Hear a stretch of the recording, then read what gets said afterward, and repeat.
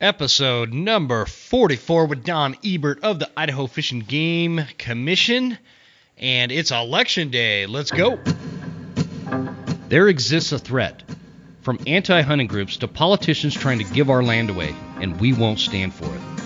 Those vast western landscapes provide the space for our wildlife to thrive and a place for hunters and anglers to fuel the fire that sparks their soul. In this show, we share our love of hunting, fishing, and conservation. Here, we provide the foundation to meet these threats through passion and the grit of the American outdoorsman. Welcome to the Western Huntsman Podcast.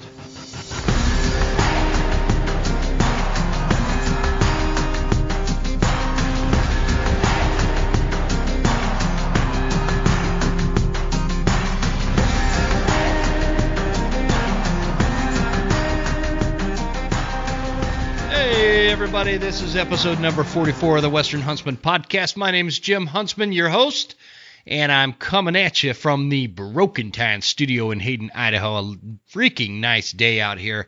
It's been super nice weather lately, which is always good, and whitetail season, the rut is upon us. Folks, man, I know there's people out there seeing these whitetail getting fired up. I haven't yet. I haven't had any bucks on my cameras yet, which is pretty rare for this time of year, but I know they're coming. I have faith that at some point the year 2020 is going to deliver like it's supposed to and not keep acting like a tantrum throwing toddler.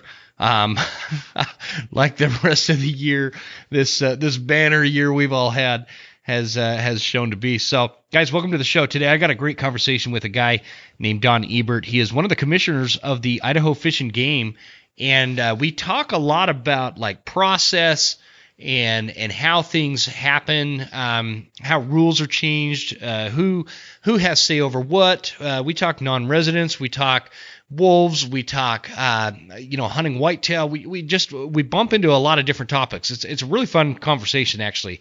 It ended up being a lot better than what I was anticipating, not because I was anticipating anything bad with Don per se, but sometimes the conversation of wildlife management through commission and the Fish and Game and DWRs and these different agencies throughout the different states can get a little bit dry at times, but this one is actually really good. It was a really fun conversation. Don's a great guy.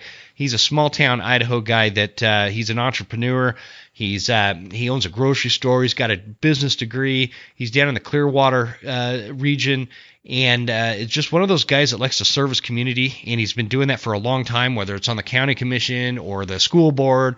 Now it's the Idaho Fish and Game Commission, and I think you guys will get a lot out of this. So, and it doesn't matter if you're in Idaho or not, you'll still get a lot out of this. So, looking forward to that. I'm going to transfer. I'm going to hit the button here in just a minute and transfer that on over to Mr. Don Ebert. But in the meantime, guys, it is election day, and there is like just a message I think that I would like to get out there, and it's unsolicited. I know you guys probably don't want to hear it, but it's election day.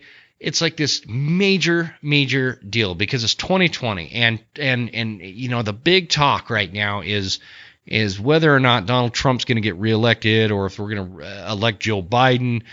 You guys, if you've listened to the show at all, you know who I'm rooting for, and I don't really, I don't hide behind it. I'm hoping to see Trump pull it off. I think he's a lot more friendly towards gun owners, obviously, and smaller government and less taxes and the things that I value in my life. And I say that to tell you this: if you disagree with that, and you want Biden to pull it off, and you want to see Biden take the office over as president, that's okay with me. I don't hate you for it. I hope you don't hate me for supporting Trump. And I'm actually really looking forward to this election being over. Again, I hope Trump wins. In fact, I hope it's a freaking landslide and just slaps some of these Hollywood liberals right in the face. I do. If I'm being totally candid with the audience here, that's what I hope to see happen. Do I think that's going to happen? I have no idea. We're going to watch this play out tonight. But I'm recording this, and then I'm taking off on to the spot where I know some mule deer are lurking, and I'm going to see if there's a buck with them.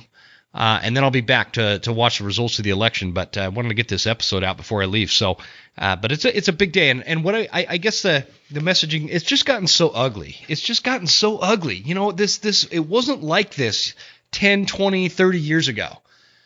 You can go to the grocery store, and you know the person that was a Republican might run into the person that's a Democrat, and they could still have a good conversation and laugh with each other, and still be neighbors and still be friends, and not threaten civil war and violence and hatred, and not inviting family over for Thanksgiving and Christmas because of the election results and all this stuff.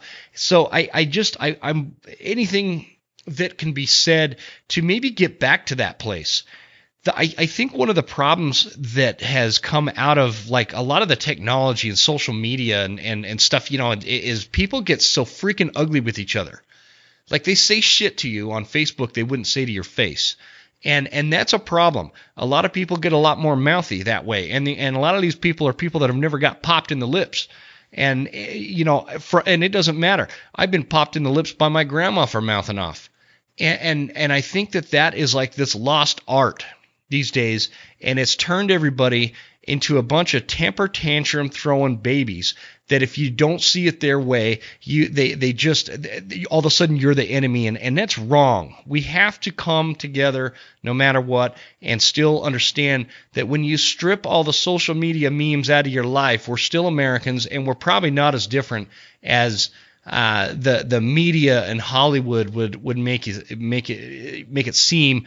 Just talking to my small government Republican type peeps out there, you know, most Democrats don't want to take your guns away. It's only the extremists that want that, and that's a big issue as hunters. You know, we you know, the guns are a big part of our life, and they're important. And I have guns; they're a tool, and I use them for many different things, including the defense of my home and my family, and if need be, my country, and then obviously I like to shoot deer with them. I like to shoot elk with them. I like to, you know, whatever the case is. You guys just this is just obvious stuff. The point being is I'm looking forward to this election being over, and I'm hoping that once it is over, things calm down and people can like be friends again, and people can, you know, stop posting these crazy wild fanatical memes against each other as if you're going to change somebody else's mind, and you know, it's just been so frustrating to see sometimes because there's just so much vitriol, and it shouldn't be that way. We just, you know, let's get over it. Like the president of the United States is a big deal. It is a big deal, and I know that the differences between both sides have grown wildly over the last, like in 1960, there wasn't this huge difference between Republicans and Democrats like there is now. Now today, like it has widened for sure, and I'm not denying that. But I mean, I just hope that in the end, when this is all said and done with, Trump wins, and we can all just get back to normal life. No, I'm kidding about that, but I do. If there's a message I can give you guys, and hopefully you guys can take away, this election can get over. We can put it behind us, and everybody can come together and enjoy Thanksgiving together, and all these things that I think are real American values, and how real Americans think. And despite what, you know, MSNBC or Jennifer Aniston tells us, we're a lot tighter. We're still America. We're still one country, and we can all believe in each other the way this country was founded. So that, my friends, is that. That was my epic political rant, first ever on the Western Huntsman podcast. What'd you think? All right, let's talk about today's guest real quick. Don Ebert is in a unique position. He's, like I said in the beginning here, commissioner in the Idaho Fish and Game. Can you imagine the myriad of different opinions he gets thrown at him and different perspectives, from rifle hunters to archery hunters, from trappers to houndsmen, to pro hunters versus anti-hunters? All these different attitudes and perspectives and personalities within the state. It's not just unique to Idaho. You guys listening to this in Colorado and New Mexico and all these other places, you guys have the same kind of thing. It's an interesting place to be. And my goal was, is and I kind of talk about this when I get them on the line, but I wanted to kind of create or shine some light on some areas of how the fish and game in the state of Idaho, at least, operates, and the challenges that they face, and how the process works. Because if you look at like a lot of the topics that you see, again, social media, they're like the bane of our existence lately. You read some of these comments that come out. It's really interesting to see some of the misinterpretations as to how the agency operates and how decisions are made, how rules are changed, how the process really comes down to how this, how the petitions are formed and signed and discussed and debated and then finally signed into a rule change or a law from the legislature. So anyway, it's really interesting, and Don does a good job at explaining all this and kind of walking us through the process and why he's done it and why he does do it, and felt kind of, from a sense of duty and service to go into the fishing game as a commissioner. So really cool story for sure. And this is, I think, the first episode since the Trump administration went ahead and delisted wolves. And that's on a federal level. That's nationally. So that is actually really good news. Based on the conversations we've had lately, this should help us. The one thing that the commissioner pointed out, Don, that I wasn't really thinking about is this gonna amplify the voices that are pro wolf and maybe unite them, make them stronger, and work harder together and try to legislate these wolves back into being listed on the Endangered Species Act. Because they sure as heck, if you've, I've had some interesting conversations going on, specifically with this group on Facebook called the Center for Biological Diversity. These guys they're fanatical. This is a fanatical organization that attracts fanatical people to give them money. And you could tell by just when they post something, the biased way in which they post it, and make it sound like, Trump is personally wanting to kill every wolf on the planet, kind of thing. That's kind of the narrative that they start creating, which isn't the case. And the fanatical folks that get involved and follow them, and I follow these groups because it makes for interesting conversation topics. And I do, sometimes I like to kind of verbally rumble with them on Facebook. It's entertaining, but they're super fanatical and they're very much misinformed. And so that could, Don made a good point that it could amplify their commitment to this cause of being a pro-wolf advocate and keeping these wolves on the endangered species list, and that could be problematic. But I think that aside, I think this is going to be it was a right decision to make, and I think it's going to be long-term wise, it's going to be beneficial to those of us who have been fighting against this listing of wolves and the reintroduction of wolves, and trying to get these wolves under control in areas where we are able to manage them ourselves as hunters and trappers. So anyway, we'll see how that plays out. And so that said, guys, let's just go ahead and jump right into this with Don. Let me know what you think of this episode. And the next time I talk to you guys, I will be 40 years old. Can you believe it? I don't even know what happened. I was just 20 like 10 minutes ago, and I'm turning 40 this week, or actually a week from today, from when I'm releasing this. And don't know how I feel about it. I'll be honest with you. I don't know how I feel about it. I just haven't had enough hunting seasons yet.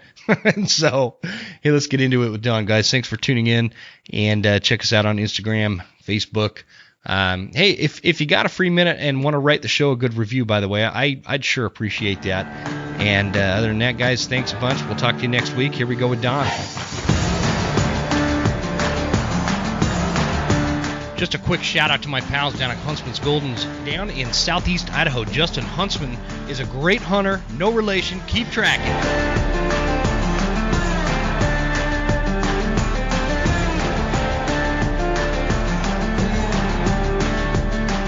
Guys, on the line today, I've got Don Ebert, one of the commissioners of the Idaho Fish and Game, and he's down in Weippe, Idaho. The Clearwater region is where he's a commissioner for, and I thought it'd be kind of cool to get him on the show and talk about kind of the process of the commission and how decisions are made, and get a little bit about Don's story, and just have a good all around good old fashioned Idaho hunting conversation. So, Don, welcome to the show. I appreciate you being here. Yeah, I'm glad to be here, Jim.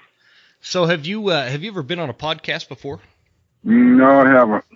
I want to kind of, as I just mentioned, I want to talk a lot about the process and some of the issues that we face in Idaho, and just kind of, we'll just kind of see where this goes. I don't really have I stopped making real formal plans on these conversations, and they end up being a lot better. So, Can we start with a little bit? Give us a little bit of your background and who you are and where you're from, and we'll take it from there. Okay, sounds good. I'm Don Ebert, as you just said. I live in Weippe, Idaho. Lived here 58 years, and I'm 58, so I'm about as native Idahoan as you can get. Yeah. I own a little grocery store here, Mary Ann's Groceries, and I've lived and worked here my whole life, hunted. I'm just a regular common person, and I was a county commissioner for 16 years, school board for 10, stuff like that. I've done a lot of public service stuff. I have a good life. I'm thankful, and I just try to do what I can to, contribute to society. Yeah, you do kind of have this down to earth.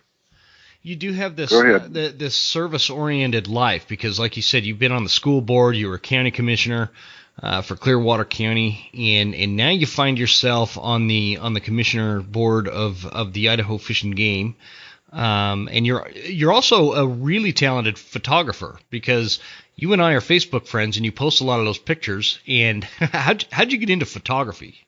Oh, I've always kind of liked photography, and I've taken a lot of pictures, but about a year or so ago, I decided I was going to get a good camera, and I just go out and take lots of pictures, and I take pictures of what I see that interests me, and I'll have my camera around my neck, and people will say, "What are you taking pictures of?" And I just say, "Well, whatever I see, Yeah. And the thing is I had no idea that people like my pictures a lot, and what's particularly rewarding to me is I've had a lot of people, particularly older folks, who say, I can't get out like I used to, and I really enjoy looking at your pictures, and that just revs me up and helps me want to go take more because people enjoy them, and I love taking them, so it works good, and it relaxes me. It just calms me down, and so I love it. I love pictures. Yeah, that's a good point. It's one of those things. There's a lot of satisfaction in getting a good image like that, and we were talking before I hit record there. You're in a great area for it, down in Weippe, Idaho, and we have like a mutual friend from Weippe. Dirk and his family, Dirk Durham, the bugler, is from your neck of the woods. Yeah, I've known Dirk since he was born, I guess. And I was pretty good friends with his brother, and Dirk. Yeah, he's still just a kid to me. I guess we all get older. Yeah, the years tick by, man. That's for sure. So, now how did you come about? How did the whole becoming a commissioner for the Idaho Fish and Game? How did that come about? Well, honestly, I had never really thought about being a fish and game commissioner. In fact, when I was done being a county commissioner, I kind of said, I've done enough. I'm done. But then the position came open, and I had several people get a hold of me and say, we think you'd be pretty good at it. And so I thought, well, what the heck? I'll throw my hat in the ring. And then I thought, this would be pretty cool. It's a governor appointment, so it's an honor. And I said, yeah, I'm in. I'll try it. And I'll be darned if he didn't choose me. And when I got to thinking about it quite a bit more, I think I can do pretty good because, I'm just a local guy. I have a business degree. I have my own business, and I think that I bring the business perspective to fish and game. And also, one of the things I've always believed in is, people need to have a better voice. Just common people who are out in the field, the hunters and just folks that maybe aren't always heard. And they thought, Mm-hmm. I think I could do some good here. So Yeah, it's I super. decided I'd try it. It's a super interesting situation, and we're going to get into this because I think that there is and just based on if you get on social media and all these other outlets where people are commenting and things, you kind of realize the major disconnect that seems to be in place between a lot of average hunters that may not understand the process of how rules are made and how rules are changed and how the Fish and Game operates and who enforces that and who decides this and that. And so that's why I think this is going to be a really good conversation. Yeah, and you're absolutely right. And I think a lot of it is just, like you said, a disconnect. And I hope I'm approachable enough that people can hear what I have to say and understand. Maybe I'll tell you, it's way more complicated than most anybody could imagine. Yeah, I've gathered that. And so it's way complicated, and some people just they just kind of start talking about how Fish and Game does everything wrong, and it's like, well, really, what's going on here is you just don't understand what Fish and Game's up against. Mm-hmm. And I hope I can alleviate some of that. And if there's places Fish and Game needs to step up and change, great. We'll look at everything, but mostly I think I just wish people understood what takes place and how it has to happen. Yeah, exactly. I think that's super important because I've seen it. I can't tell you how many times I've seen somebody make a comment on one issue. It doesn't matter what the issue is, and they're blaming Fish and Game where Fish and Game does not necessarily deserve the blame there. And we'll get into that down the road, but that's what I really hope to clear up, and I want just hopefully listeners are going to come out of this episode with a little bit more clarity, at least for the state of Idaho. I know we've got listeners all over the country, and I would assume that a lot of states operate fairly similarly to the method that Idaho does in terms of wildlife management. But the one thing that I really like about the Idaho Fish and Game and the way is I guess let me take a step backwards. The management philosophy in the state of Idaho is hunting. That is how it has been determined that we're gonna manage our wildlife through hunting. And the director was very clear. And I had the director of Idaho Fish and Game on I don't know 6 or 7 months ago, and he was very clear about that point, and that actually really opened my eyes as to that it closes off other options in terms of this is how we manage our wildlife. There are no outside factors. There's not some advocacy group in Idaho making rules that the Fish and Game is going to have to come up with. There's no other process of managing our wildlife outside of hunting, which eliminates a lot of some of the distractions that can take place in wildlife management that are really founded in misguided beliefs and misconceptions and stuff, especially from outsiders from outside of the state. So I was really happy to hear that. Director Freever was really clear about that, and I think we've got a great director. That's my personal opinion, and so far the whole board, the commissioner board, has been everybody just seems to perform, and I'm speaking to those in Idaho that maybe a little bit have been disgruntled with the Idaho Fish and Game. I would encourage you to look into how some of these wildlife management systems take place in other states and compare it back to Idaho, because we have it pretty good here. Oh, I would think so, and it's Idaho. We hunt and fish, and I'll defend that.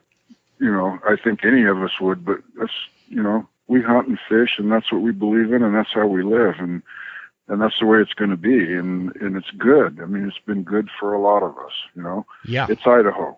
This we is hunt Idaho. and fish. We enjoy the outdoors. We live here because we like it here. We like what it has to offer.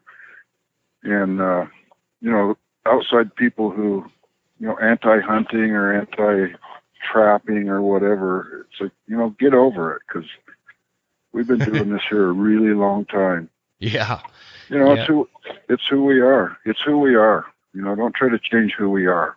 Yeah, I couldn't agree more. And I think that is one thing that we need to really focus on over the coming years, because we do have a growing population here in the state of Idaho.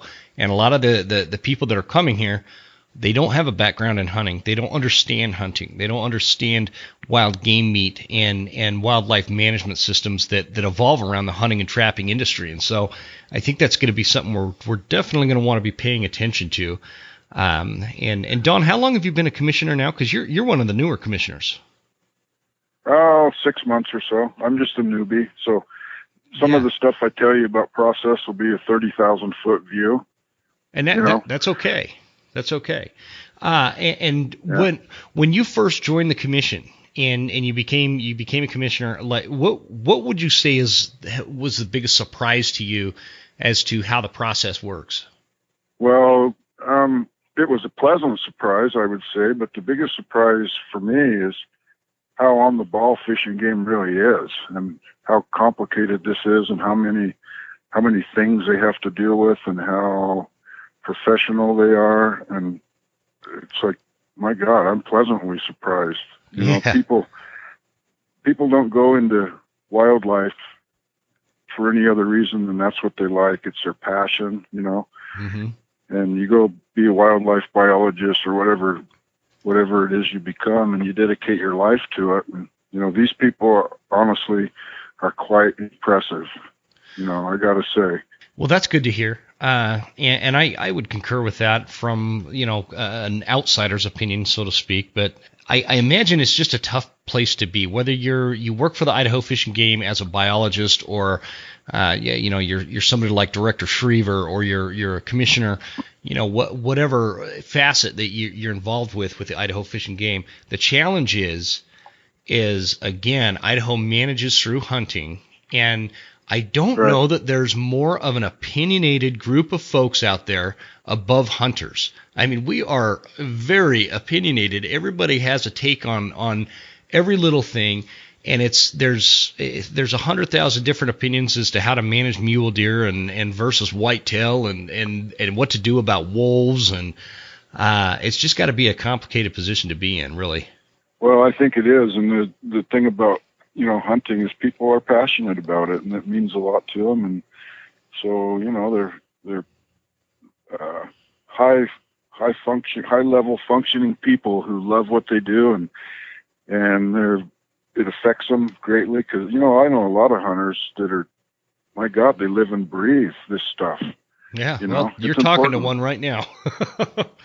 Yeah, well, and that's good. You know, it's a good thing, and that's yeah. You know, people get amped up about it, especially when they don't understand what's going on. And, you know, there's some stuff that I get amped up about too. And you got to work through the process. And one thing about it, you're not going to make everybody happy. And there's things that you got to deal with that it's like, God dang, we wish we could do better. But, you know, population increase, lots of hunters, federal land, lack of active management on federal land, introduction of wolves, grizzly bears, all stuff that are beyond our control that we have to deal with, that, you know, create problems and make it. I think everybody wants to hang on to, I remember how it was before, and, you know, it changes. And it's not always because of what Fish and Game does.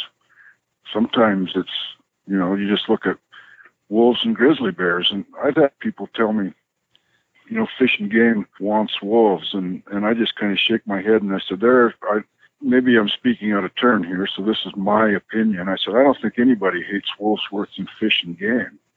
You know, it's got to make their job more complicated when we're talking in the light of, we've already got areas in Idaho where elk numbers and mule deer numbers are struggling, and I mean, it's just a bad time to be a mule deer anyway, but you know, and then we introduce these wolves that's out of the hands of Fish and Game, and that's one thing that I think should be very clear, because I've seen this comment a lot on social media. It was not Idaho Fish and Game that determined or decided to bring wolves to Idaho. No, you're absolutely right. And, you know, so we get wolves put in here, and, you know, thankfully Fish and Game is charged with managing them. But at the same time, they can't just say, well, we're going to go kill all the wolves, which is what some people want. I mean, you can't do that because you don't want them to be listed again. I mean, you got to kind of go middle of the road as far as what's acceptable for the Endangered Species Act, and let's get them under control, you know. Yeah. So it's a tough spot. The wolf topic is a big one on my show. We talk wolves quite often, probably too much on this podcast, but it's a big topic because, I mean, they're complicated. They're a very cunning animal. They're very smart. They're prolific breeders. All these things that we talk about all the time. And I think that, you know, for me, I've had frustrations with Idaho Fish and Game, and in terms of the wolves, just because I feel like that we as trappers and hunters and these people out here, that we now have the ability to manage the wolves. We now have a lot of tags available, which is thankful to the Idaho Fish and Game. They've been very liberal with tag allotment, and the amount of tags each hunter or trapper can have has gone up dramatically, and that's a good thing. And but there's Absolutely. At some point we do feel like, man, you know, hunting these wolves are next to impossible. I'm a pretty decent hunter, and I cannot freaking get a wolf. But you know, it's the trappers that take care of wolves, and right. You know, I know that there's been some help from the Idaho Fish and Game with associations like the Foundation for Wildlife Management, funding wise, and things like that. And I just sometimes I feel like it's come a little bit too slow. And that has been one of my complaints with the Idaho. And I'm a fan of the Idaho Fish and Game, but that doesn't mean that I agree with everything, you know, and that's just going to be with everybody. Right now on the table, like, what is the discussion amongst commissioners in the Fish and Game? What's the atmosphere like when we're talking wolves? Well, I think we're pretty well all on the same page.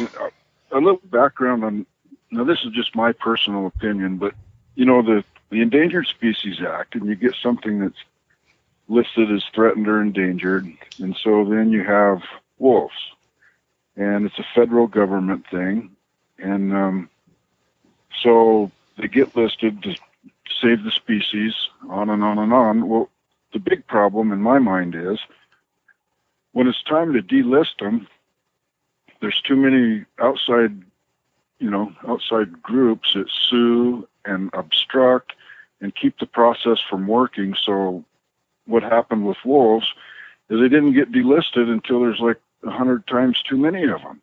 Yeah. And so that's why everybody hates that stuff. I mean, if it actually worked as it was intended and there weren't so many obstructionists, and, you know, maybe we'd have a better chance of dealing with it properly. But whatever the case may be, wolves were not delisted when they should have been, in my opinion. There's about 100 times too many of them. And finally, it was a congressional action that delisted them. And so they got delisted, and then we're able to manage them. Now, there's issues. For one, how many of them are there? You know, how in the world do you count all the wolves? I think we all know there's too many. And I think the climate among the commissioners is, yes, there's too many. We need to get rid of them, but we also have to take a stance that's defendable. You know, it has to be methodical, and it has to be based in science and fact. And how many can we get rid of? So is there an active effort to gather the facts and the research and the science? Beyond Absolutely. Like hunters like me that know I can go into, let's say, Unit 10, for example, and know that there are no elk left there in comparison to 10, 15, 20 years ago. Right now, Fish and Game's working on what they call population estimate, the population estimate for 2020, and to establish whether the population trend is increasing or decreasing. Mm-hmm. I know that Fish and Game has upped the harvest, how many of them are killed, and I think Fish and Game even killed some themselves. And so we got to find the balance where it is that we decrease the population, because, you know, if it's still increasing, we're not doing enough. We need to decrease it. Yeah, it's still. I mean, I think we're headed there. I think we're getting close. We're headed there. I think we're getting close, and a lot of that is thanks to our trappers out there that are actually starting to trap approximately the same amount as the pups that are born each spring, and that's really where the shift happens, because up until this point, here we are over 20 years after they've been reintroduced. We're just barely getting to that point where trappers are able to get as many wolves that are born each year, and hopefully we can start getting that number down, because and obviously I have strong opinions on this, but the wolves, they're wrecking the landscape. Well, yeah, absolutely. We need to be able to keep the population level before we're even close to quote unquote controlling them. First we got to keep up, and then we got to decrease the population. But frustrating as it is, Fish and Game cannot take the stance of let's just wipe them all out. No matter how much. And I don't think any reasonable hunters are asking Fish and Game to take that stance in any way. I think that to me, the last estimate was more than 1,500 wolves on the Idaho or within the state of Idaho, of which stated that we could manage for 300 to 500 wolves, and so we're three times as many as the maximum number. And I think that if I had my druthers, if I can call up Don over at the Clearwater Region Idaho Fish and Game and say, hey, Commissioner, let's go ahead and get those wolves down to 500. I feel like 500 is manageable for the state of Idaho, because now we have trappers that know how to trap them. Now we have hunters that know how to hunt them. But 1,500, and holy I think cow. Yeah, that's too many. Mm-hmm. And we need to keep moving towards decreasing the population. And I don't know anybody that disagrees with that as far as Fish and Game. That's what we have to do. How fast we get that done is debatable, I guess. But do you think that the recent on a national level delisting wolves from the Trump administration, is that going to kind of alleviate some of the outside influence that we might see from these pro-wolf advocate type kind of groups like the Center of Biological Diversity or whatever they're called? I've been having a heck of a time with them lately, but does that delisting help our cause? I think it probably will help the cause in that it's law of the land. Wolves are delisted, but I think they'll ramp up their efforts, and I don't know how much traction they'll get, because they just had a big thing taken away from them as far as ammunition. Mm-hmm. I don't think they're going to go away, but now that's why I think it's important for Fish and Game though to be right on point with, hey, we can defend what we're doing. We know we need to reduce the population. We have the facts to prove it. We could stand up in court. Fish and Game has a lawyer from the Attorney General's office that works on endangered species stuff. I don't know how much of her time, but a lot of it. And Fish and Game's fighting all these battles. I mean, there's wolverines, there's grizzly bears, there's wolves, there's Canadian lynx. Oh yeah. Grizzly bears are another grizzly hot topic. Bears.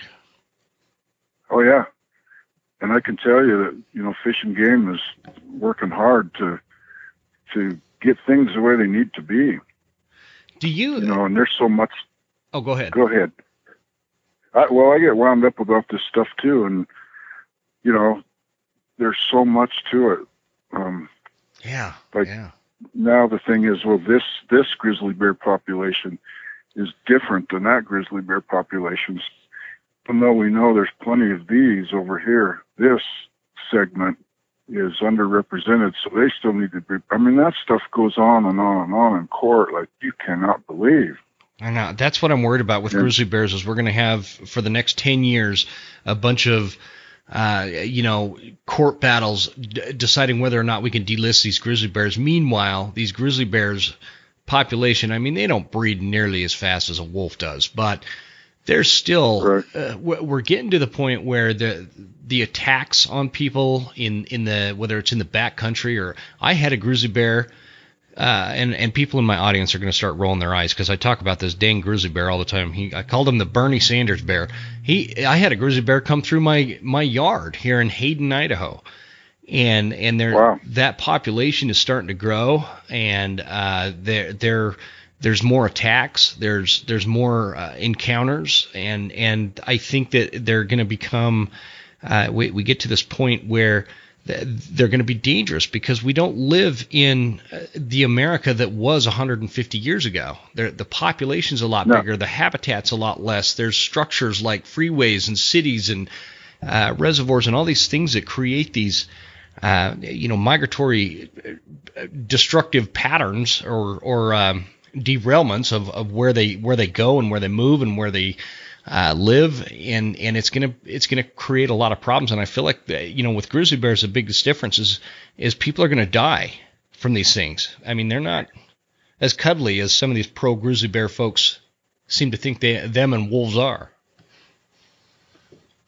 No, absolutely they're not. And I can tell you, there's battles going on all the time over that stuff. So in court mostly. Yeah. Oh, I'm sure. I just I haven't quite dove into the grizzly bear situation like I have the wolves, but it's definitely something that I want to talk about a little bit more because we're seeing a lot of them up here in North Idaho. Right now, wolves are a bigger problem, but the grizzly bear, I would frame it up as saying potential. We need to get ahead of the potential. Yeah, let's learn something from the wolves. Let's learn something from the 10 years of court litigation from the wolves and what happened to our other, specifically ungulate populations due to wolves, and learn something and get in front of this grizzly bear situation before it turns into, I hate to sound dramatic, but the wolf situation can be summed up as it's kind of a catastrophic situation.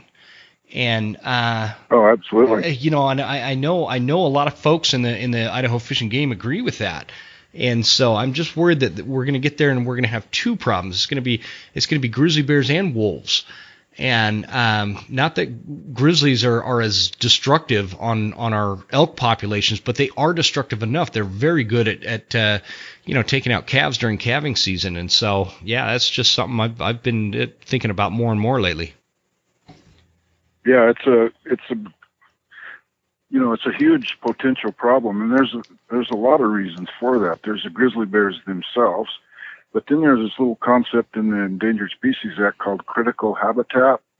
And what that means is if you get something that's listed and someone identifies that this area of land is critical habitat, you're off limits for so many things.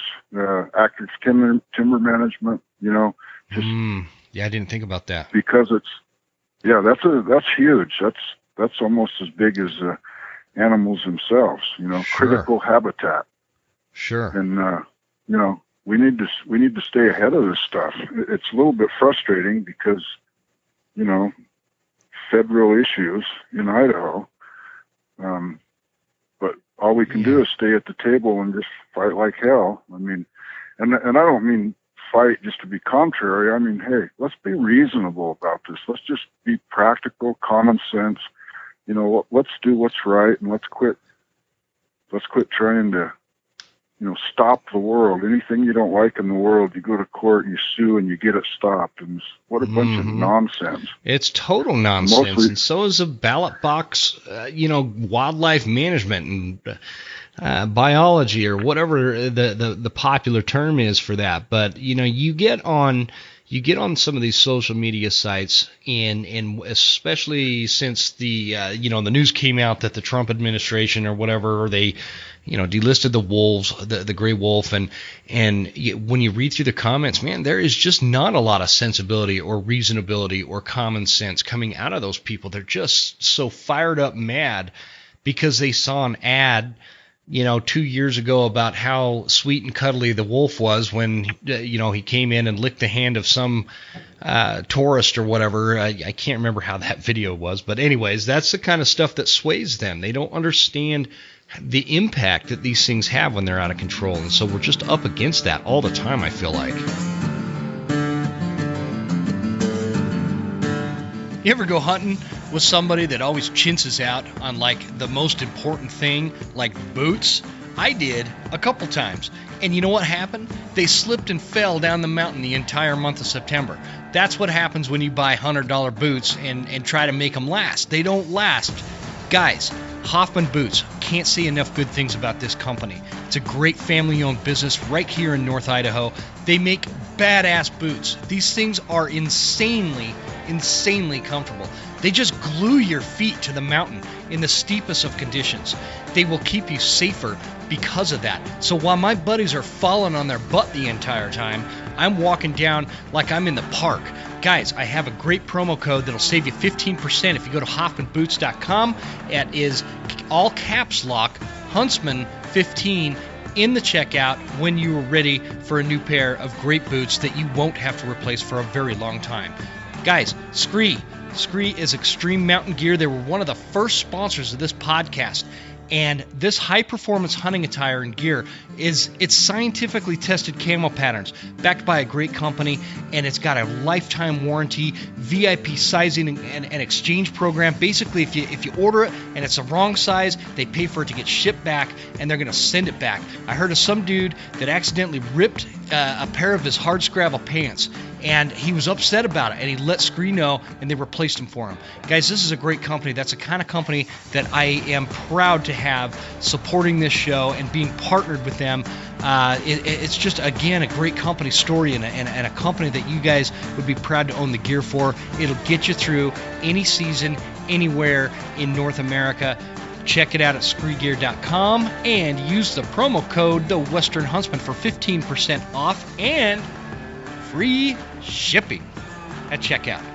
And last, but by far not least, Phelps Game Calls. Guys, Phelps Game Calls, you guys, if you've listened to any of these episodes, as I kind of dissected my last September, I had so many bull elk encounters using these calls, and I used everything from the Pink Maverick to the Pink Amp to the Maverick. I used the Renegade Bugle Tube. I used a couple of their external reed calls. Just had a ball calling in elk left and right, hand over fist, because these calls work. Obviously, they work well. It's not just about that, though. Guys, Jason Phelps started this company from scratch and built it into what it is now. The company, the game call company that we all know well. And I think that is so important. These American companies that are born out of an idea and they grow into this thing that we can all get behind and love and support, and the personalities and the people behind it. That's Phelps Game Calls. Salt of the earth company, salt of the earth people that run it. And I can't say enough good things about Phelps Game Calls. Don't forget, it's not just about elk with Phelps. You get you a blacktail in distress call and watch those deer come into you while they're rutting, because it fires up those does. And what do you think is right behind those does during the rut? November's coming. Make sure you're getting your deer calls as well. So check it out at phelpsgamecalls.com and use the promo code Huntsman10 for 10% off at checkout. I keep wanting to say shipping. That's how I roll. All right, guys, with that said, thank you to the sponsors of this show. Let's get back to the discussion. Hope you guys are enjoying the show. We'll talk to you later.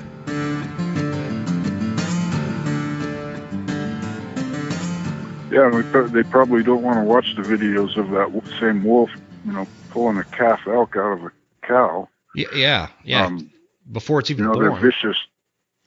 That's right. I mean, it's brutal. And, one thing I notice about people who have these opinions is most of them don't live here. And no, that's kind of a pet peeve of mine too, because, sometimes they act like they're the enlightened ones because they have a better understanding than the rest of us. And it's like, wait a minute, we live here and we're not stupid, and we have things pretty well figured out all on our own. And, maybe some of these people from other places with sometimes higher education, maybe they're the ignorant ones.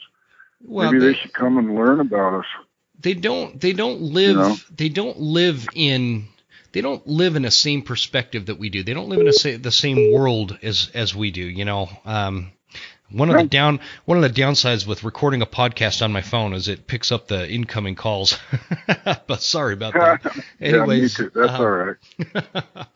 But no, it's the world we live in. Yeah, absolutely. It's the world we live in, and it's reality we have to deal with all the time. But like you said, it's a pet peeve. I don't stick my nose into matters I don't know. in California or No. Texas or Florida or somewhere, but they feel inclined to tell us how to manage these wolves when they have no idea, they have no connection to nature, they have no connection to the wildlife here, the mountains, the lifestyle that we live, and the reality on the ground. It's really frustrating. Yeah, and that's a big one, the reality on the ground. It's like, okay, you're advocating for something you don't understand. I mean, you don't see the truth. Yeah. You know what I mean? Mm-hmm. You think you know the truth, but until you've been here, until you live here and deal with some of this, you don't really know the truth of what's on the ground. Yeah. And, if you really want to do what's right in the world, take some time and learn about it. Fix your own problems. And you're like, this is one that really just chaps my ass. These advocates and these activists in California. And for the folks that listen to this show in California, I totally understand that I sound like I'm generalizing every Californian. I'm not. What I am doing and saying is there is a large group of activisms that is well-funded, well-connected, meddling in our business in places like Idaho, Utah, Colorado, Montana, Wyoming. And so the point I'm getting at is there is a mess in California. That's why people, the good, sensible people, are fleeing California, coming to places like Idaho, and because of the mess they're in. And my question to them is, before you start meddling in our business with wolves and elk and grizzly bears and all these other things that we deal with on a day-to-day basis and understand, why don't you fix your own problems in California? Right. Sorry, you got me fired up there. No, that's all right. And as far as California, I don't have any interest in trying to fix their problems. And if they all want to live like that, more power to them. It's not. But I ask the same. Just leave us alone. Just leave us alone. Just leave us alone. I wish they'd keep their smoke, but yeah, there's not much kidding. I can do about that. But your point's well taken. It's like, we don't need your help. Mm-hmm. We don't need your help. There's some pretty smart people here, and honestly, there's people who want to do the right thing. And why is it so damn hard just to do the right thing all the time? Just do the right Very thing. disappointing. And why is it so hard to make decisions and come to conclusions that are more fact-based versus some emotional advertisement you saw on an anti-hunting commercial on TV while watching Seinfeld late at night? We are pragmatic people in the West, and that does. And I'm talking about every Western state that deals with these types of issues. These Western hunting states that I talk about, the Pacific Northwest and Arizona and New Mexico and Colorado and Utah and Wyoming and South Dakota, these states that we're on the ground here. We're good at handling this stuff on our own. In fact, well, no, I want. You know what? One of the reasons I'm so fired up, Don, is it's election day tomorrow, and so I think I'm wrapped up in a lot of this stuff where people just meddling in our business and think that they have a right to tell us how we should feel. Right. Yeah. Like trying to tell someone what their favorite color should be. Exactly. So let's shift gears a little bit here and talk about some process. I wanted from like kind of a basic level. You know what? A good one for that would be this. There was a lot of chatter this year about getting the rule on lighted nocks changed so that hunters can use lighted nocks, during archery season. And it did not get passed through. And I'm kind of curious, what's your take on that, and what did that process look like from your perspective? Well, that whole thing happened before I came on board, and I understand there was a petition put forward by citizens. Now, I could be wrong about this, but what I understand is there was a petition put forth, and the Fish and Game Commission declined to move it forward, is my understanding. Okay, so on something like that, when and you're talking to a guy, I don't have a super strong opinion on lighted nocks, so I'm trying to come at this from an unbiased way. Right. If they were allowed, I'd like to use them, but if they're not allowed, it's not like a life altering thing for me. But that's why this is a good topic. But so when citizens are big on getting something like this changed, right. What is the correct process for citizens to go through? Is the petition, is that a powerful thing to the Idaho Fish and Game Commission? I believe that's the way it has to start, from the citizens level. Mm-hmm. Yeah, well, take a step back a little bit. You could go to the legislature, and whatever the legislature puts into law trumps the Fish and Game Commission. So there's that. But that's kind of a tough role, Mm-hmm. But it is possible to go that route. And I'm looking at some information I have here so I get this right. Rulemaking ideas may come from the commission, staff, or the public. It all goes to negotiated rulemaking. And one of the ways to initiate negotiated rulemaking is through the petition process. But then, the way I understand it, you petition the Fish and Game Commission to take something forward, and they either move it forward or decline to move it forward. And so on that, I think that's. Oh, go ahead. On that particular subject, the lighted knot. We've got a little bit of a delay. You're here. into this, aren't you? Oh yeah. You're into this stuff, aren't you? I get excited. I get excited. I can tell. I can tell, and I appreciate it. I appreciate the candid conversation. Yeah, no, that's how I do best.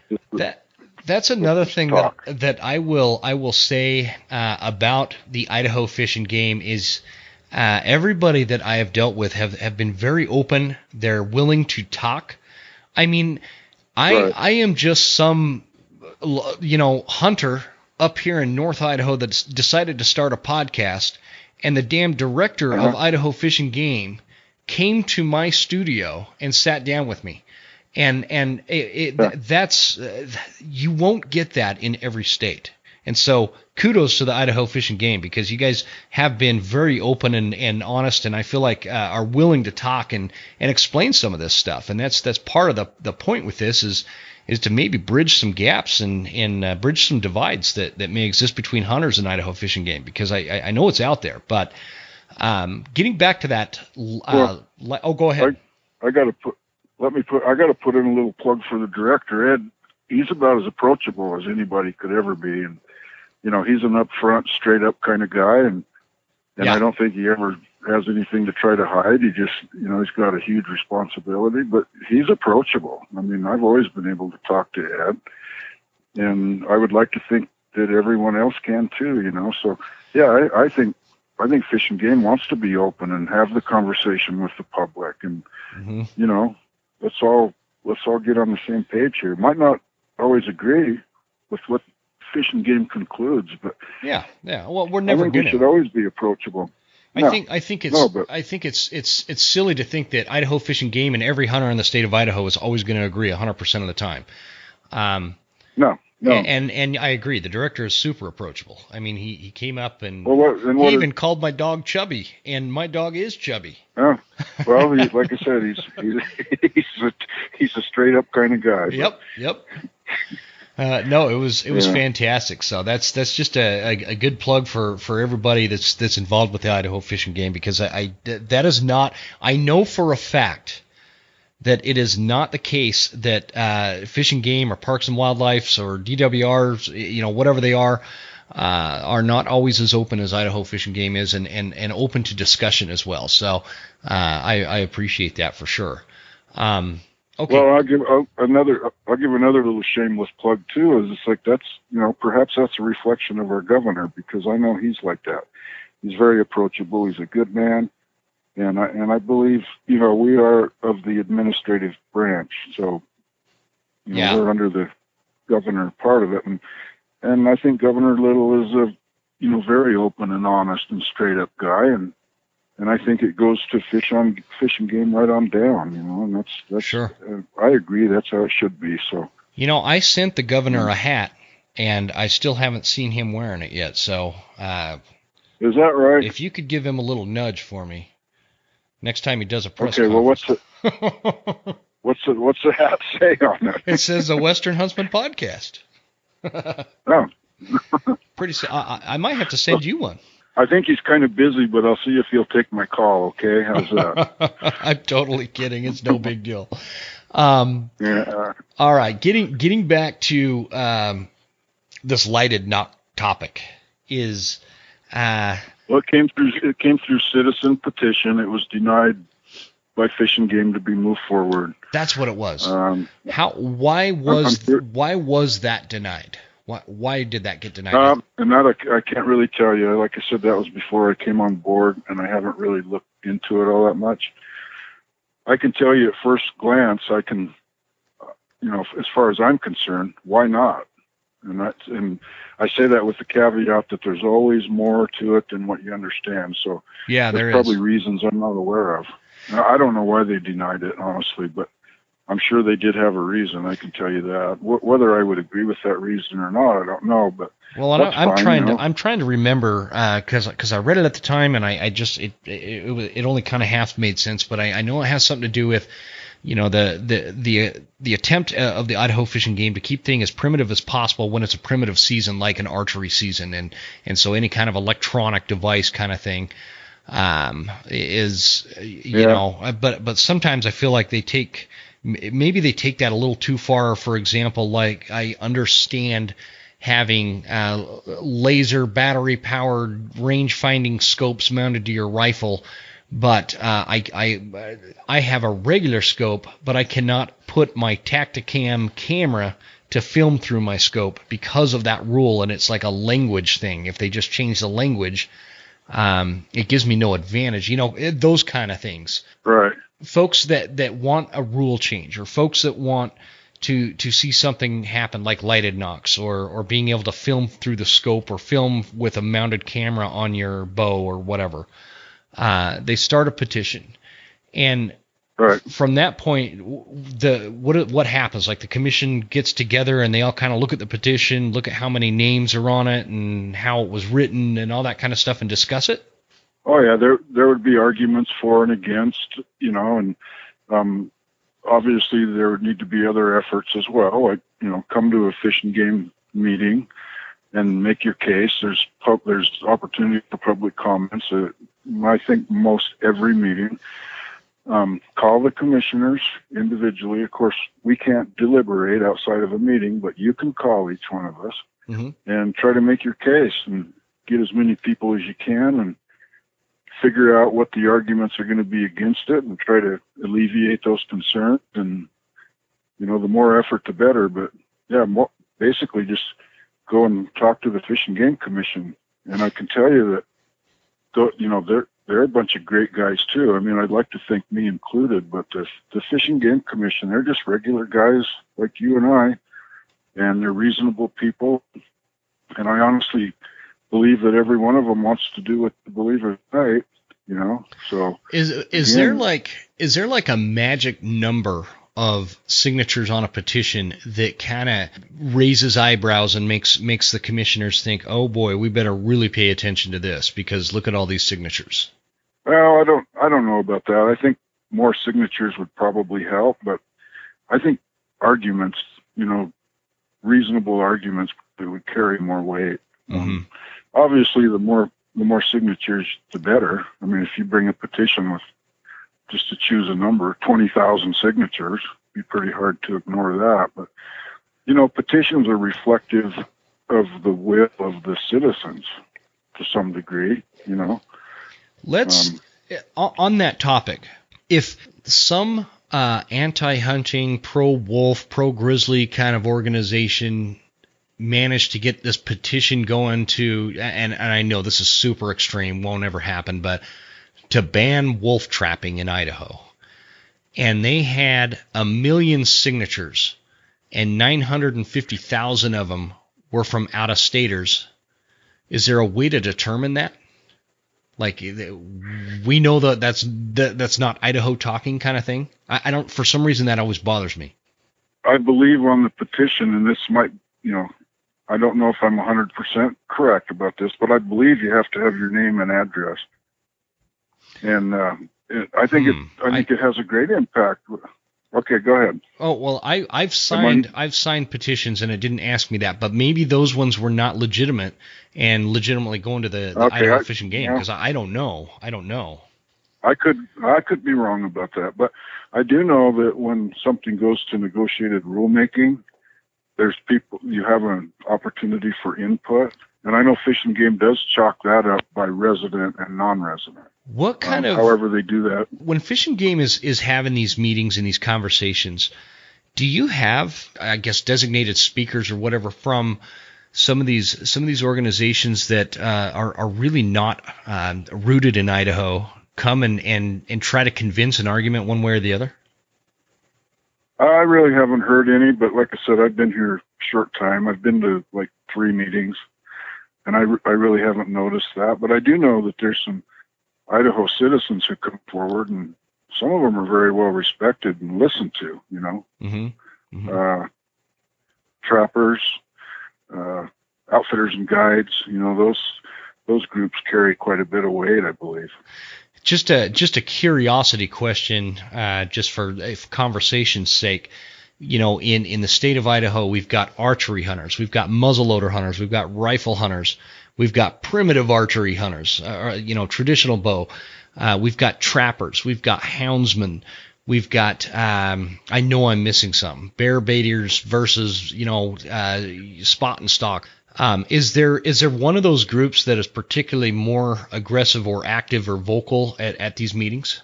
Well, from what I've seen, the trappers, Idaho Trappers Association, are pretty active. Oh man, you probably have to deal with Rusty Kramer, don't you? Yeah, we do. Rusty's been on the show. He's a good pal of mine.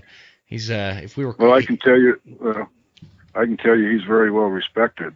And he should be. And like I said, I just came on a while ago, but I can tell you that he's worked at it and he's put in the time and he does his due diligence, and I can tell you he's very well respected because of the relationships, you know. Yeah. I think he's probably got a long-term relationship of trust, and you know, that doesn't mean you have to sugarcoat everything. It means you can agree, but I mean, you can disagree respectfully, but you know, things like that. He came forward with some things, and I can't tell you exactly what they were, but the trappers wanted to limit themselves to boost their credibility, and he brought it forward. And you know, interesting. The man, he has a great deal of respect. I can tell you that. No, that's fantastic, and I tell you what, the trappers need somebody like Rusty. They've got a lot of obstacles because trapping is one of those things that just brings out some wild emotions from folks that don't understand it, for sure. Oh, absolutely. Yeah, absolutely. Yeah. You know, good. And you take somebody that has a good reputation with you, you know, and they come and they have something to say to you, and it's like, well, my history with you is that you're a no-nonsense kind of guy. You're not BSing me. You're not a backstabber or anything like that. You're just up front. You're credible. That helps a bunch. Yeah, I can tell you. Good. That's good to know. As we're going forward, there went my phone again. You know, we're coming up to the year 2021. What are some big kind of priority issues that Idaho Fish and Game is going to focus on next year? Because this last year was a big year. You guys, the price increase for non-residents and dispersing non-residents into more units, you know, kind of limiting so you don't have 10,000 residents in one little unit kind of thing. I think those were big. The increased hunting season or trapping seasons and tags allotted to wolf hunting and trapping. These were big things, and what's coming up? What are big issues? Well, the legislature, through rulemaking, gave Fish and Game the authority to limit non-resident tags, and I think that's going to be a big thing. And wolves, of course, is always a big thing, but you know, getting the proper data, I think, is huge right now in Fish and Game. You know, get the facts and be able to defend them, and then I know they're working awful hard on that. Overcrowding is a big concern. That's why the limit on non-resident tags. I think those are really the big ones. Now the amount of non-resident tags, that didn't go down, right? It just kind of dispersed them into other units, just limited per unit? It can go down in every unit, except now here's the complicated stuff. Okay, I was looking at some information, and the rule actually says there's two kinds of things. There's rules and there's laws. Laws are Idaho statutes that are on the book. Rules are the legislature had to bless these rules, and therefore they have the same effect as law. The last few years, the legislature hasn't been able to agree on the rules, therefore they didn't get adopted, which gives the governor temporary rulemaking authority.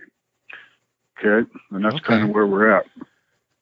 But now Fish and Game has the authority to limit non-resident tags, but what it says is no less than 10%. Okay? Mm-hmm. No less than 10%.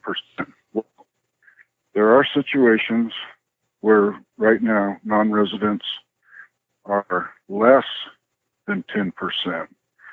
So if you limit those areas, you're actually going to increase the number of tags available. And people are going to look at that and they're going to come unhinged. And It's like, well, that's what the law says. So there's stuff like that. The law basically states, and this is a temporary thing? Or it's a temporary rule. Temporary rule. And it states there cannot be less than 10% non-residents or resident tags available in a particular unit? Correct. Gotcha. To my understanding, yeah.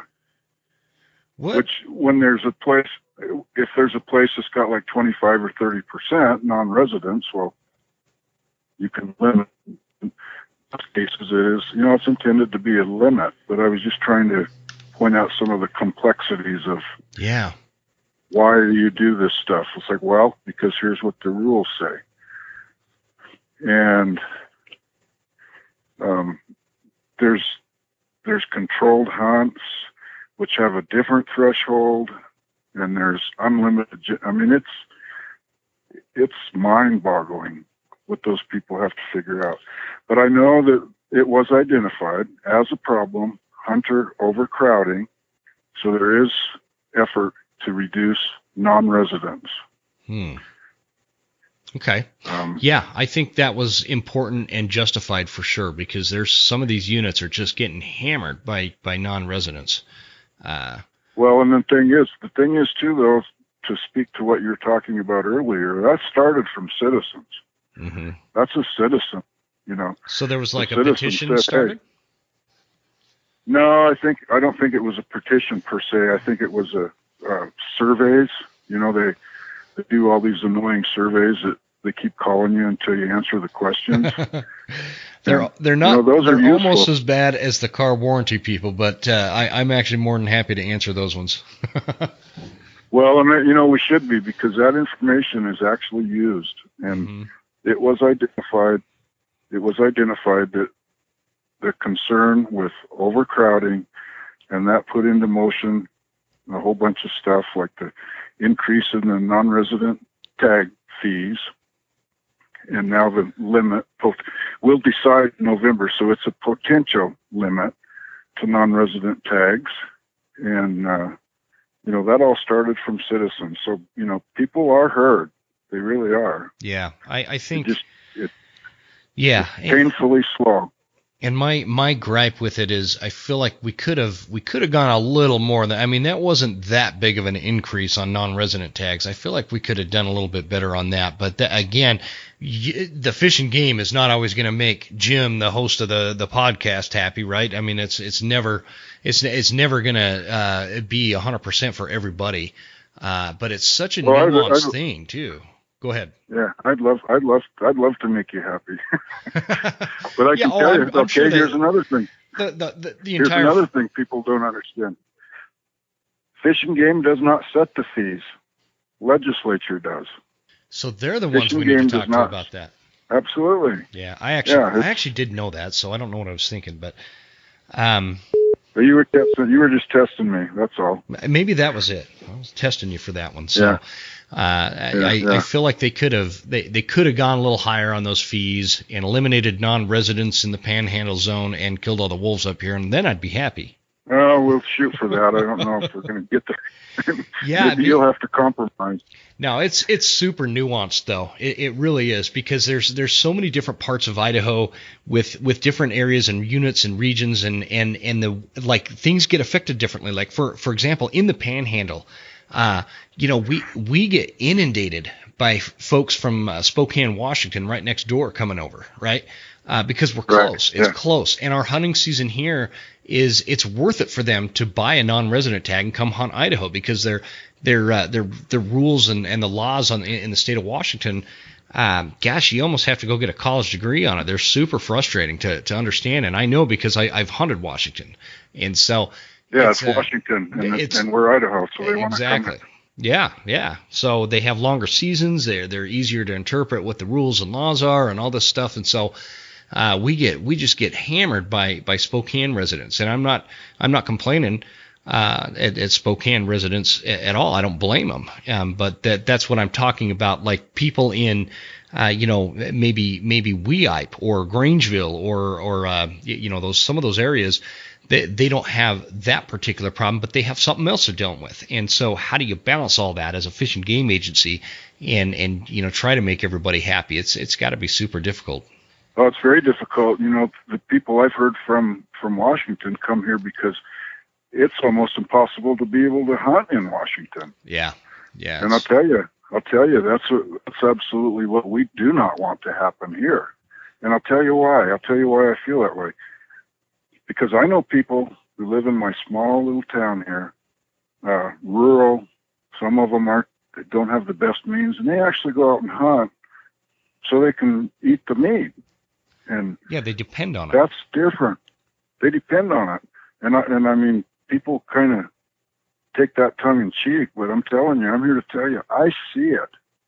Well, I know there's people. I have lived that, I'm not at that stage in my life anymore. But I mean, there are times when if I was to have a meal, I'd have to go fishing, and that's how I was. I was one of the poorest 25 to 30-year-olds you'll ever meet in your life, and that was a lot of that was my fault. But I have legitimately hunted and fished for food. There was one winter, I don't know how I would have made it had I not gotten that deer that year, because that's literally the only food I had.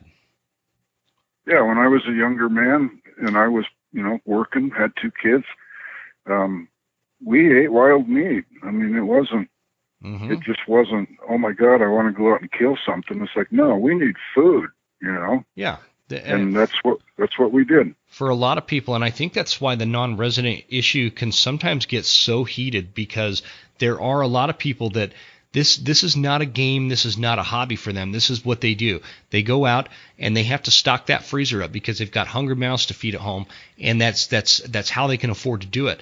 Or they live 3 hours from the closest grocery store or whatever. And so when their unit that they've been hunting their entire life all of a sudden is inundated with non-residents, and it chases all the game out, and compound that with the wolf issue, and compound that with the grizzly bears, and non-residents on every ridge. That's, I think, why that issue gets so heated and so frustrated really, really fast, because these people, there are people that there's 2 ways to look at it. There's people that legitimately depend on the wild game meat, and they need that meat. They don't hunt out of because they think it's a fun Saturday pastime. That's a necessity. And then there's other folks that I make the joke often with my wife, because she'll give me a hard time if I'm hunting too much. Like in September, I spent a lot of days in the field, and she'll start kind of giving me a hard time about it. Well, I need this done around the house, but you're always hunting, and I joke with her, and I'll say, well, we got to make it through the winter. I got to fill that freezer, babe. What are you talking about? And for us, that's just a joke. Yeah. We laugh. We have a grocery store right down the road, but for some people, that's not a joke. That's serious business, and that's why that's right. Yeah, and so that non-resident issue does become, and then there's the other side where I think a lot of people like to use the non-resident thing as an excuse as to why they didn't tag out, and you can always kind of sniff those guys out. Yeah, well, there's that too, but it's all about balance. But I think people who are residents that hunt because let's just call it tradition, let's call it custom and culture, whether it's for food or not. I mean, I know for a lot of us, there's no question. For a lot of us, hunting has provided food first. Absolutely. Fun second. Yep. And to me, that's kind of the root of what it is we should be trying to protect. Obviously now there's a lot of people who hunt for family activity and sport and outdoors stuff, and that's fine too. I think it's good for the soul to get out, but that's let's the not beauty forget of about hunting. those people. That's the beauty of hunting. Absolutely.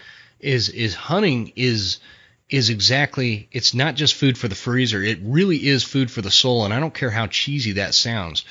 I don't hunt out of necessity anymore. I used to, but I don't do it out of necessity for the food aspect. But I do have a necessity in my soul to go hunting because we're humans. We're men. I agree. It's just a primal thing. It's a primal thing. It goes back generations. It is, and every single person that hears you say that is a hunter will understand exactly what you're talking about. I hear you say that, and I know exactly what you're talking about. And there's people in the world who will kind of look and say, huh? What? Well, they don't get it.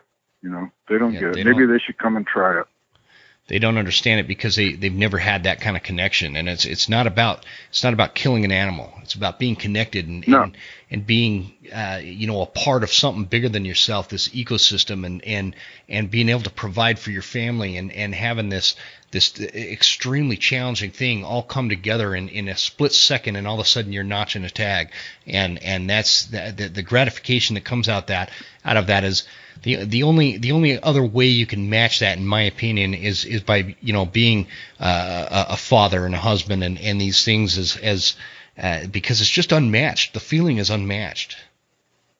Right, and I don't know any other way I don't know any other better way to be connected with, however you want to say it, Mother Earth or nature or whatever.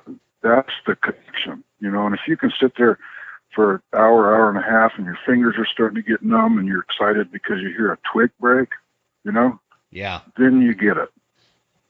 And that twig breaking can either end up breaking your heart like it did me this year, or it could be the difference between a full freezer and an empty freezer. So it's a great thing. So it's a great feeling. I mean, it's like, oh my God, talk about being grounded. Yeah. The twig snap thing is super personal to me because I had a twig snap on me this last September while archery hunting after I'd been doing some cow calling, and I didn't take it serious enough, Don.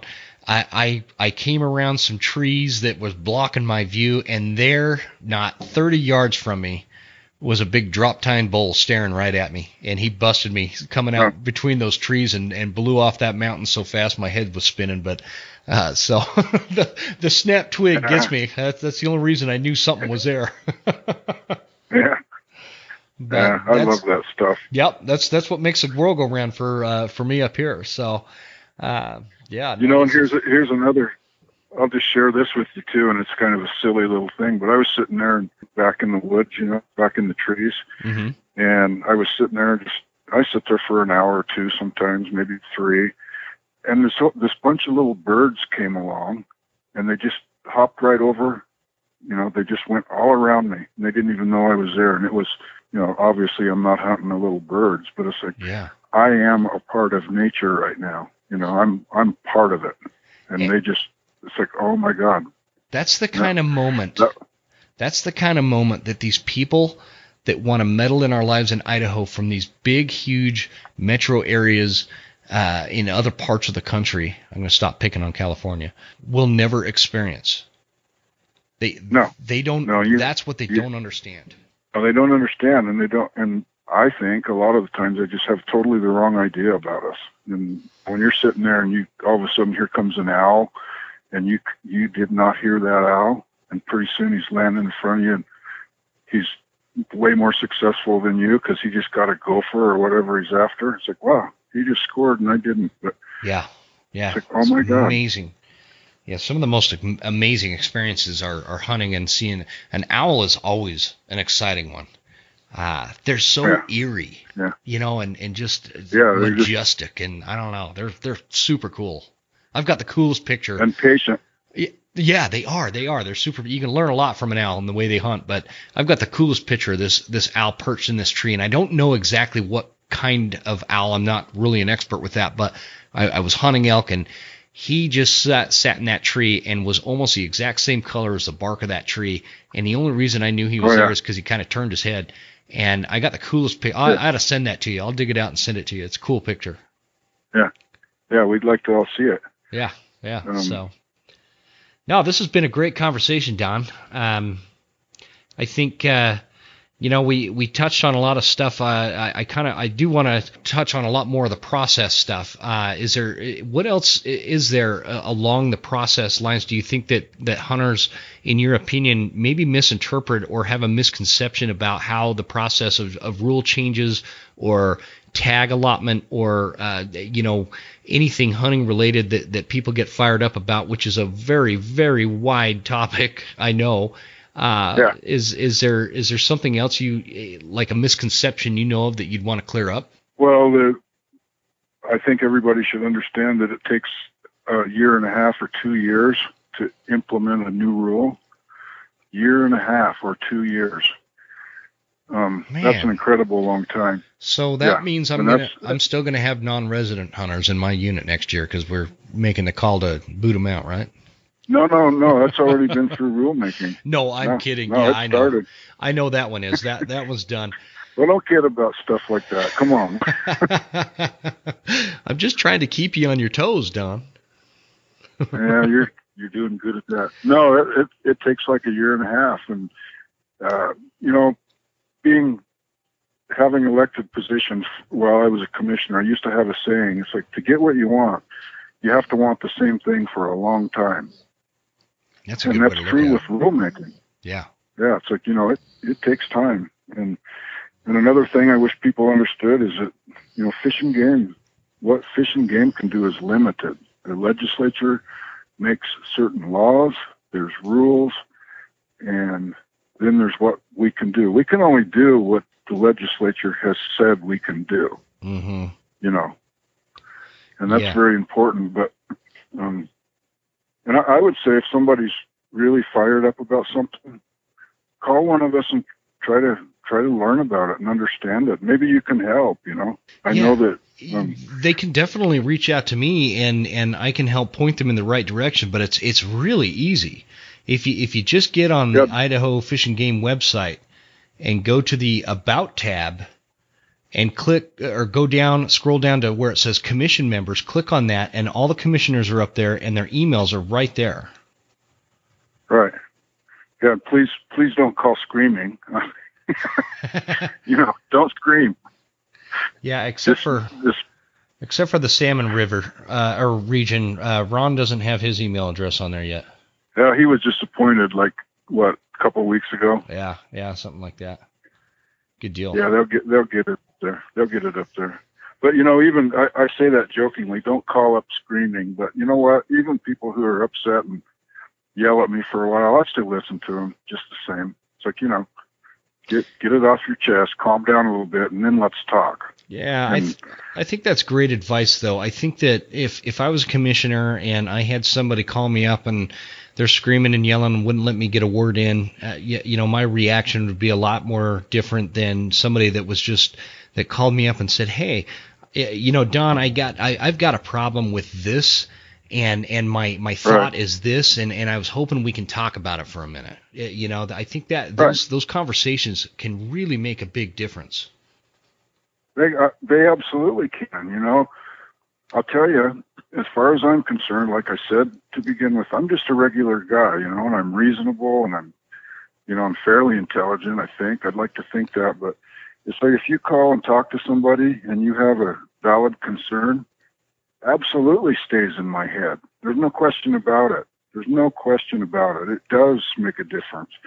I might not be able to do what you want me to do, but I'll guarantee you that I will consider it. Yeah. And that's, No, I think that's all we can ask.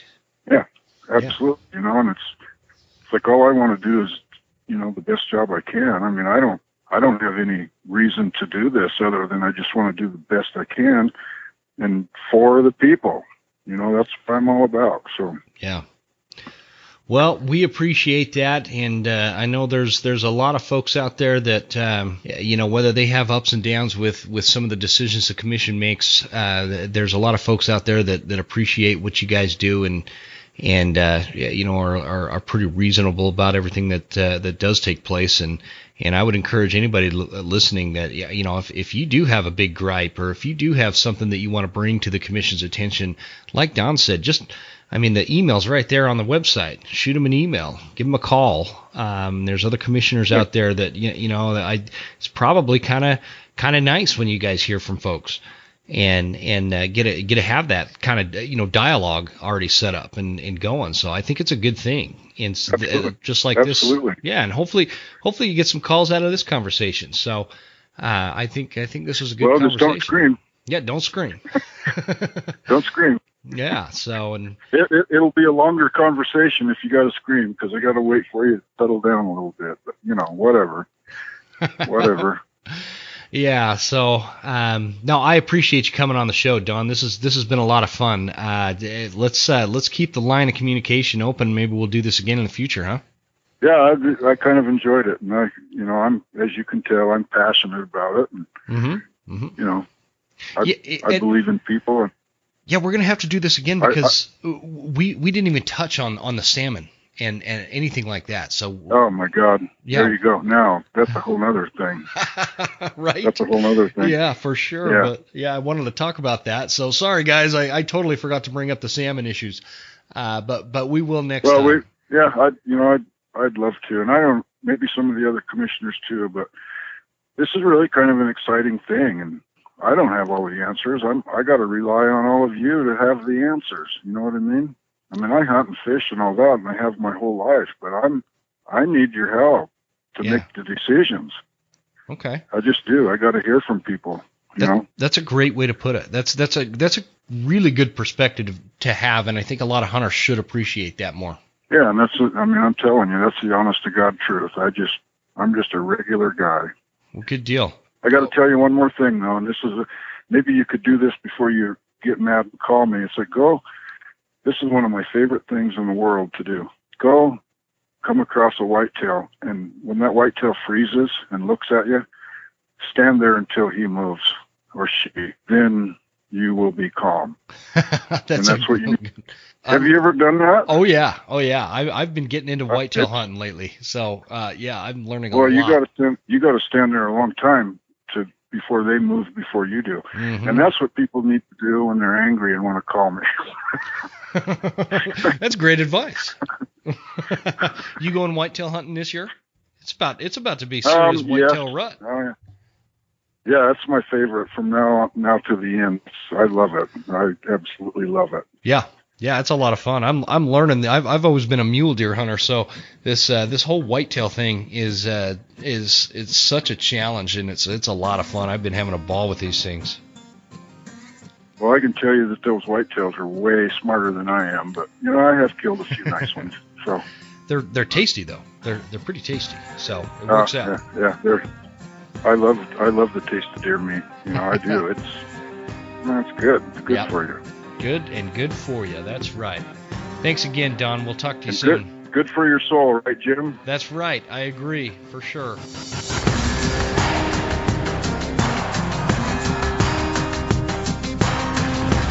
You made it all the way to the end. thank you so much for tuning into the show. We sure appreciate your support. This is Jim Huntsman signing off and reminding you to check us out at Instagram at The Western Huntsman and on Facebook at The Western Huntsman. And you can also check out the website at thewesternhuntsman.com. Thanks again. We'll see you guys next time. Stay Western, and I'll see you on the mountain.